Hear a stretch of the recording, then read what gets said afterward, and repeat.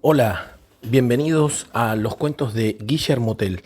Hoy les voy a contar uno que se llama Retorcijones. Afuera, el calor era insoportable.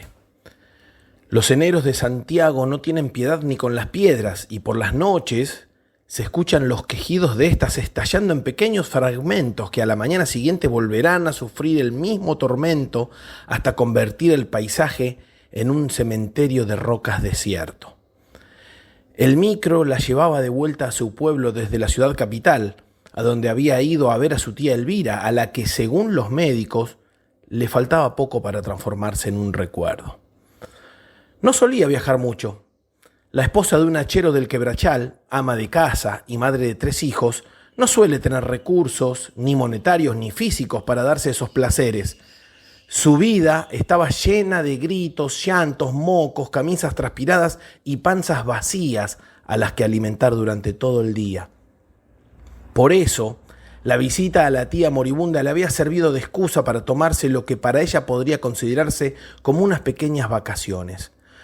Una pila de camisas ya planchadas para Rogelio y unas cuantas docenas de empanadas ya horneadas le habían servido como vituallas a Carmencita, la vecina a quien le había dejado los chicos durante ese fin de semana. Dentro del micro, el calor parecía peor que afuera, donde el sol hacía estragos. El vaho de los cuerpos sudorosos se le hacía inmundo.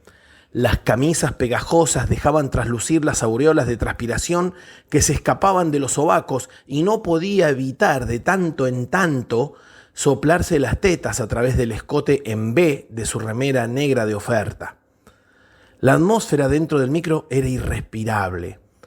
La tierra del camino estaba suspendida dentro del recinto y las moscas parecían estar apoyadas en el polvo del aire. Los tábanos cargosos atormentaban a los pasajeros y entre el ruido del micro desvencijado se podía oír el concierto de cachetazos en las nucas y tobillos de los viajeros que intentaban evitar las picaduras.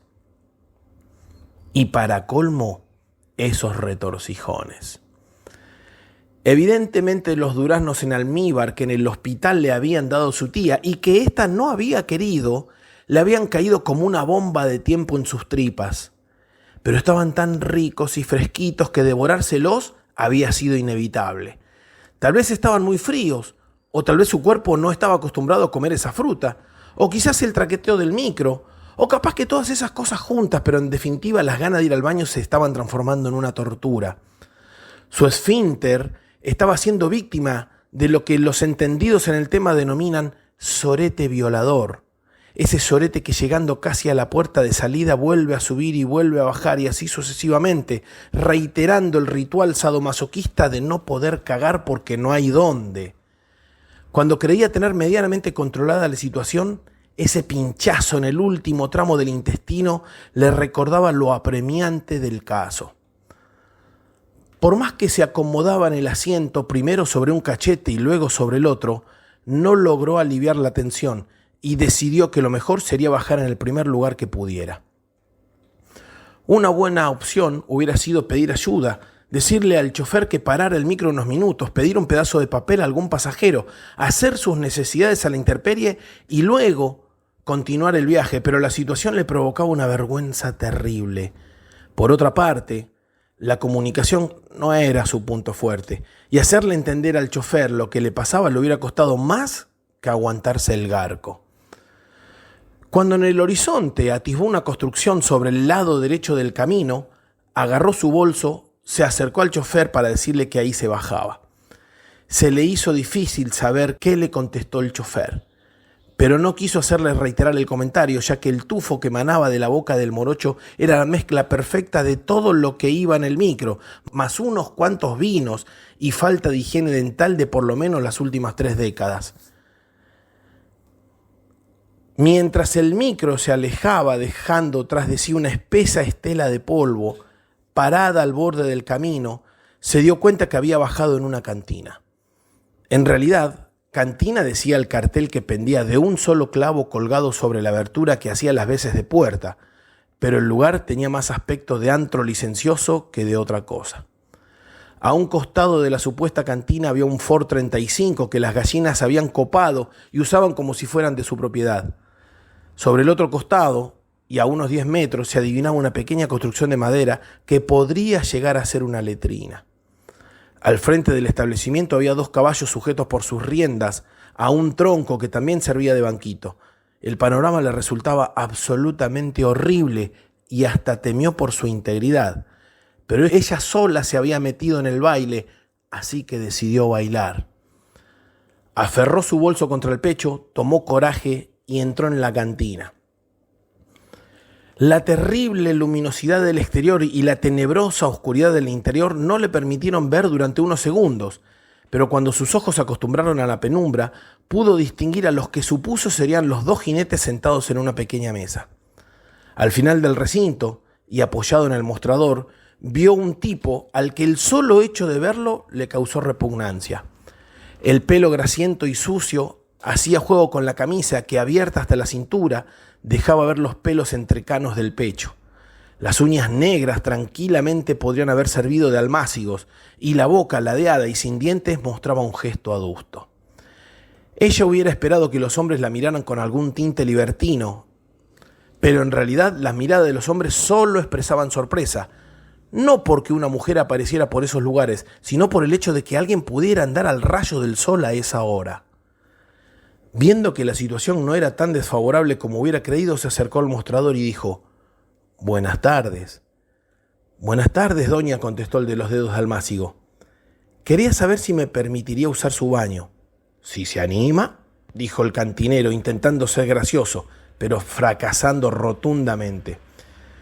«¿Tendría, por favor, un pedazo de papel para prestarme?», susurró, intentando que su pedido no retumbara en el silencio de la cantina. «Ahí nomás va a encontrar», casi gritó el mugriento, y los 2 jinetes se dieron vuelta para ver qué pasaba. No terminó de agradecer que ya estaba saliendo hacia la pequeña cabinita de madera. Cuanto más cerca estaba de la letrina, más asquerosa se la imaginaba, y al abrir la tabla de cartón prensado que funcionaba como hipotética puerta, se dio cuenta que la realidad siempre supera a la ficción. Un par de tablas tiradas en el piso alrededor de un agujero en la tierra eran todas las instalaciones sanitarias. El olor era nauseabundo, y evidentemente no era ella la única que había percibido tales sensaciones, ya que las manchas de vómito sobre la madera del piso eran arqueológicas. La densidad en la población de moscas superaba todo lo esperado, y las marcas de dedos cagados en las paredes formaban una pintura barroca excesivamente recargada. Mientras se tapaba la nariz y respiraba por la boca, observó atentamente la situación. Como no tenía dónde dejar el bolso, se lo colgó del cuello. Pensó que el olfato pronto se saturaría y dejaría de percibir los malsanos efluvios, por lo que con sus 2 manos libres se levantó la pollera y, casi en puntas de pie, entró al baño. Recogió con una sola mano todo el faldón y con la otra se bajó la bombacha, mientras intentaba hacer puntería en el agujero del piso y mantenía el equilibrio de su cuerpo y del bolso sobre su cuello. No quería que ninguna parte de su cuerpo o de su ropa tocara el abyecto lugar, pero la situación era bastante compleja, porque por lo menos hubiera necesitado un par de manos más, o aunque más no fuera, una para espantar los moscardones verdes que se le paraban en el culo transpirado y no la dejaban cagar tranquila, además de que le hacían cosquillas. Tan adversas eran las condiciones que sucedió lo inevitable. Su continencia llegó a su fin, descargando todo su contenido en un estruendo de fuego irrefrenable, de consistencias y aromas inhumanos, y que, para colmo de males, no embocó en el agujero destinado a dicho fin. Tan rápido pasó todo que no tuvo tiempo de fijarse dónde estaba el papel para limpiarse. Con el culo al aire, sucio y picándole por la mugre, asediado constantemente por las moscas, con el cuello a la miseria de soportar el peso del bolso, con una mano sujetando la pollera hacia arriba y la otra la bombacha hacia abajo, con las zapatillas salpicadas por su propia mierda, alcanzó a ver en una de las paredes un alambre muy finito, del cual estaba enganchada una hoja de diario. ¿Cómo la agarraría? ¿Cómo la cortaría? ¿Cómo la usaría?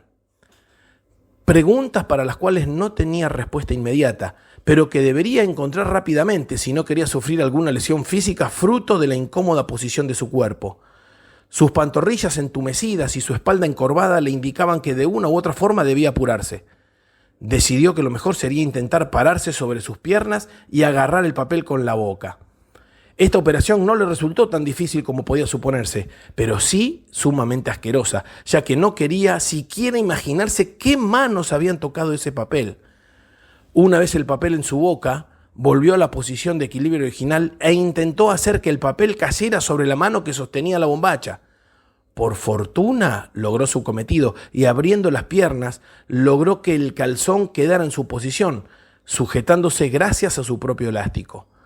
Con su mano libre asió el papel e intentó limpiarse el culo, pero el problema es que tenía la mano por delante del cuerpo y como bien le había enseñado a su hija mujer, las nenas siempre se deben limpiar para atrás, nunca para adelante porque se enferman. Intentó pasar su brazo hacia atrás, pero se percató de inmediato que perdería el equilibrio y no le quedó más remedio que dejarlo en su posición original. El cortar el único trozo de papel que había también se transformó en una tarea titánica. Era imposible realizar un corte de manera que le rindiera más, ya que no tenía las dos manos libres que se precisan para dicha operación. No teniendo más remedio, se limpió como pudo con el único trozo en existencia, que encima estaba tan reseco que cuando realizó la más mínima presión sobre el orificio excretor, se rompió abruptamente, no pudiendo impedir que los dedos actuaran como los verdaderos agentes limpiantes.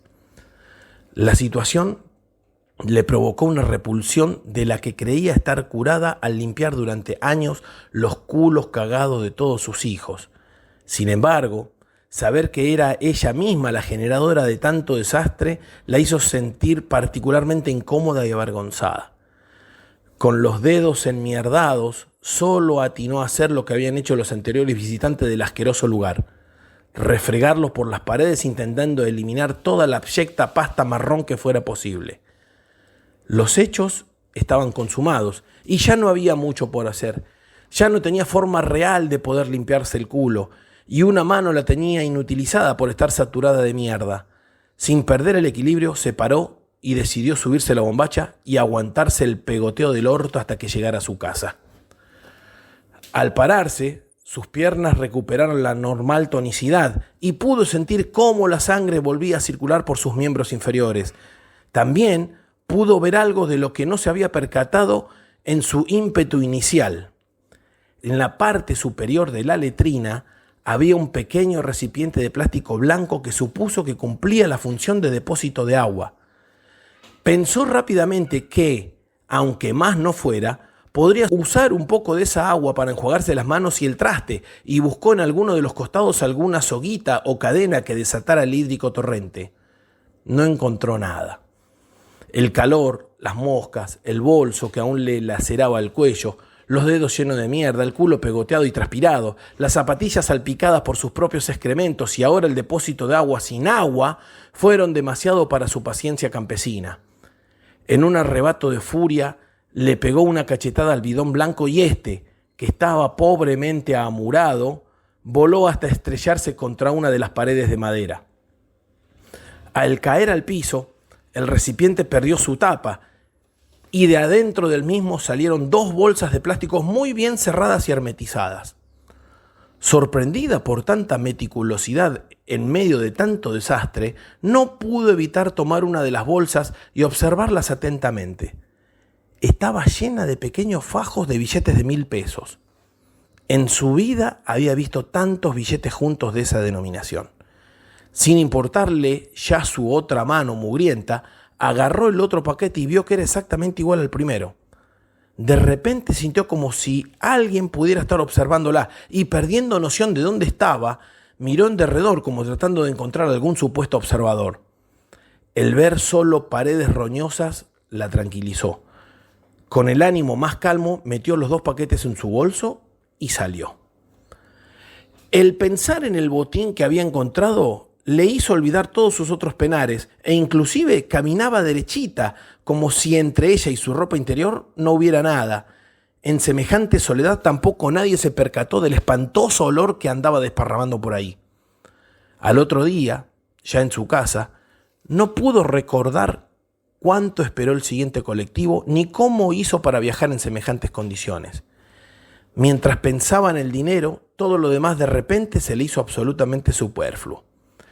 En la radio escuchaba la noticia del robo al banco de la ciudad capital, que habían atrapado a los ladrones, pero que el botín había desaparecido, y reflexionó que a los fines prácticos ella era la que lo había robado. Pero la justicia ya tenía a sus culpables. Sus trastornos bien merecían 100 años de perdón.